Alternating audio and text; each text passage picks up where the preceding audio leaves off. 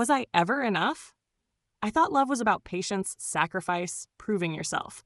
But what if no matter what you do, it's never enough? I was 22 when my husband divorced me, but just a few months later, he wanted me back. I took it as a second chance, so I changed. I lost 30 kilos, became the best version of myself, inside and out, just to be the wife he'd want again. And he did. But his parents?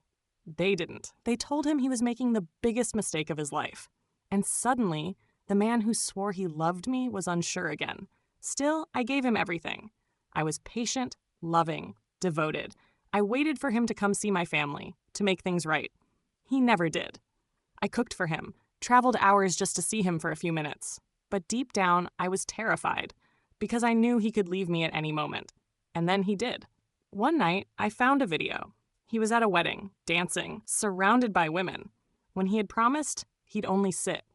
And when I asked him why he wasn't even wearing his wedding ring, he had no answer.